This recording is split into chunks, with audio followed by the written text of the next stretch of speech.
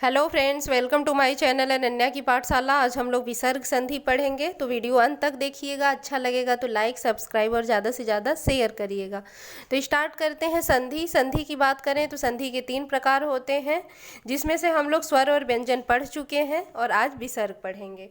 विसर्ग की परिभाषा देख लेते हैं। विसर्ग के बाद स्वर या व्यंजन आने से जो परिवर्तन होता है वही क्या कहलाता है? विसर्ग संधि कहलाता है। इसमें 2-3 रूल हैं जिसे ध्यान देना होगा। तो स्टार्ट करते हैं फर्स्ट से। तो पहला नियम है, यदि आ को छोड़कर कोई भिन्न स्वर आए, आ को छोड़कर कोई भी भिन्न स्वर आए, या फिर तीसरा चौथा पांचवा वर्ग का तीसरा चौथा पांचवा वर्ड आए। तो तीसरा चौथा पांचवा क्या है? ये सघोष व्यंजन है। घोष और सघोष हम लोग वर्णमाला में पढ़े थे। तो ये सघोष है, सघोष को घोष भी कहा जाता है।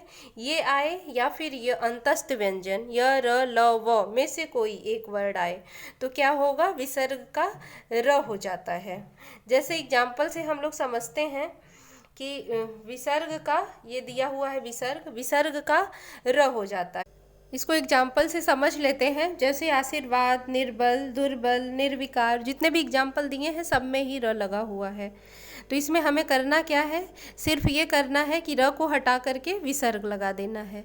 अगर हमें जोड़ना है तो क्या करना है? विसर्ग को हटाकर र लगा देना है। और हमने ये नियम पिछले वीडियो में बताया था कि र का उच्चारण पहले होता है, लेकिन र की मात्रा जो है वो बाद में लगाई जाती है। जैसे आशीर्वाद हम लोग बोल रहे हैं तो आशी बोलने के बाद र का उच्चारण हो रहा है, लेकिन र की मात्रा कब लगाई जा रही है? वा पे लगाई जा रही है। तो इसका उच्चारण वा से पहले हो रहा है, लेकिन मात्रा बाद में लगाई जा रही है। तो इस चीज़ का हमेशा ध्यान रखना होगा। जैसे निर्बल है, तो निर्बल को हमें तोड़ना है, तो र की मात्रा जो लगी हुई है निर्बल के ऊपर, ब के ऊपर जो र की मात्रा लगी हुई है उसको हटा दिया जाएगा और उसको विसर्ग में बदल दिया जाएगा। तो क्या हो जाएगा? निह प्लस बल। इसी तरह निर्विकार है तो निह प्लस विकार। तो इसमें सिर्फ ये करना है कि अगर र की मात्रा जो लगी हुई है उस र की मात्रा को हटा करके विसर्ग लगा देना है, और जोड़ने के लिए विसर्ग को हटा करके र की मात्रा लगा देनी है। आगे देख लेते हैं दूसरा नियम। जैसे यदि आधे स आए, कोई भी स हो, अगर आधा आ जाए तो क्या होगा? विसर्ग संधि होगा। कोई भी स अगर आधा आ जाए तो विसर्ग संधि होगा। एग्जाम्पल से देखते हैं। जैसे दिया है, हरिश्चंद्र, अनिश्चय, निश्चय, निष्पाल, निष्ठुर, दुष्कर्म, दुशासन। ये सब एग्जाम्पल दिए हुए हैं और सब में ही क्या है? आधा स दिया हुआ है।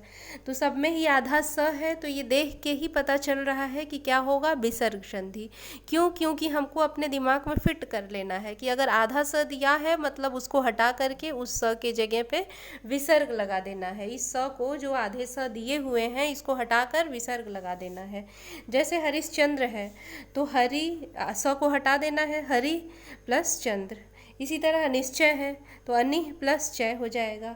निश्चय है, स को हटा करके निह लगा देना है, विसर्ग लगा देना है नी में, और प्लस चय। इसी तरह जितने भी एग्जाम्पल दिए हुए हैं सब में यही हुआ है।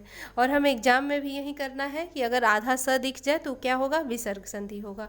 अगर तोड़ना होगा तो क्या करना होगा? उस स को हटा करके विसर्ग लगा देना होगा। अगर जोड़ना होगा तो क्या करना होगा? विसर्ग को हटाकर आधा स लगा देना होगा।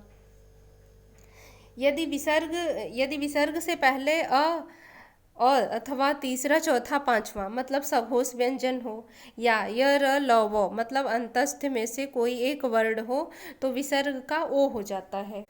अगर हम लोग गुण संधि की बात करें तो गुण संधि की भी पहचान हम लोग ए और ओ की मात्रा से करते हैं। तो इसमें हमें ये ध्यान देना होगा कि अ और अ के बाद तीसरा चौथा पांचवा मतलब सघोष व्यंजन, या फिर य र ल व ह। य र ल व जो है अंतस्थ व्यंजन है, और ह हो तो क्या होगा? ओ में बदल जाता है। इसको हम लोग उदाहरण से देख लेते हैं। जैसे मनः प्लस ज है, मनः पहला शब्द है, पहले शब्द में हमको अ मिल रहा है, बाद में मनः प्लस ज है, तो ज क्या है? सघोष व्यंजन है। यहाँ पे ज दिया है, तीसरा है, सघोष व्यंजन है। तो मनः प्लस ज इक्वल टू क्या हो जाएगा? इसमें जो विसर्ग है वो ओ में बदल जाएगा, तो क्या हो जाएगा? मनोज हो जाएगा। इसी तरह मनः प्लस हर, इसमें भी वही है, न में हमको अ मिल रहा है और हर है, तो ह क्या दिया है नियम में? य र ल व ह हो, तो क्या हो जाएगा? ओ में बदल जाएगा। इसी तरह जैसे सरोज है तो सरह प्लस ज, ज भी क्या है, सघोष व्यंजन है। इसी तरह मनोबल की बात करें तो मनः प्लस बल, ब क्या है, सघोष व्यंजन है। इसी तरह मनोरमा है तो मनः प्लस रमा, र क्या है, र अंतस्थ है। आगे चलते हैं, और भी एग्जाम्पल दिए हुए हैं।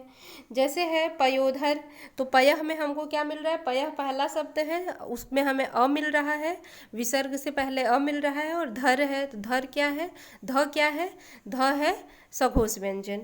इसी तरह तपोभूमि है तो तपः प्लस भूमि इक्वल टू तपोभूमि। इसी तरह मनोयोग है तो मनः प्लस योग इक्वल टू मनोयोग। और भी देख लेते हैं नियम। जैसे यदि विसर्ग के बाद र हो तो विसर्ग लुप्त हो जाता है और उससे पहले स्वर जो होता है वो दीर्घ हो जाता है। जैसे लघु स्वर अगर पहले दिया हुआ है, अगर उसको परिवर्तित करेंगे विसर्ग हटाकर तो क्या हो जाएगा, दीर्घ स्वर में बदल जाएगा। जैसे निह प्लस रोग है तो निह जो है वो लघु स्वर है, और उसको जब हम लोग जोड़ रहे हैं विसर्ग हटाकर तो क्या हो जा रहा है, र की वजह से क्या हो जा रहा है, दीर्घ में बदल जा रहा है, तो इक्वल टू निरोग। इसी तरह निह प्लस रस तो क्या हो जाएगा, नीरस। निह प्लस रज तो नीरज। धी प्लस रज तो क्या हो जाएगा, धीरज। सब में ही र लगा हुआ है। यहाँ पे एक दिया हुआ है जैसे अतएव, तो इसमें कुछ भी नहीं करना है, सिर्फ अत के बाद हमें विसर्ग लगा देना है, अतः प्लस एव। तो आज के लिए फ्रेंड्स इतना ही, मिलते हैं नेक्स्ट वीडियो में, तब तक के लिए धन्यवाद।